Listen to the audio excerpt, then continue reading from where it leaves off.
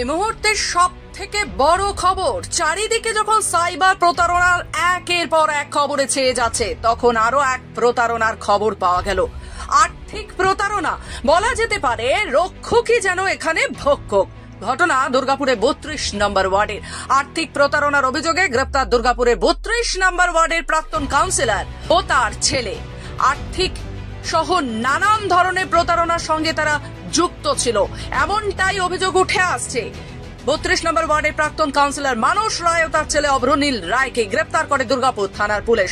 মানস রায় 2017 সাল থেকে 2022 সাল পর্যন্ত কাউন্সিলর ছিলেন দুর্গাপুরের 32 নম্বর ওয়ার্ডের। প্রাক্তন কাউন্সিলর মানস রায় ও তার ছেলের বিরুদ্ধে একাধিক আর্থিক প্রতারণার অভিযোগ রয়েছে। সেই অভিযোগের ভিত্তিতেই মঙ্গলবার তাদের গ্রেপ্তার করে দুর্গাপুর থানার পুলিশ। বুধবার অর্থাৎ আগামীকাল দুর্গাপুর মহকুমা আদালতে তাদের পেশ করা হবে।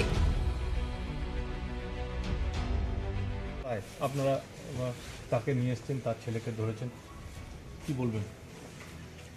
মানস একটা কেসে অ্যারেস্ট হয়েছে আসামি। স্যার ওনার ছেলেও অ্যারেস্ট হয়েছে? হ্যাঁ স্যার, কি অভিযোগ আছে?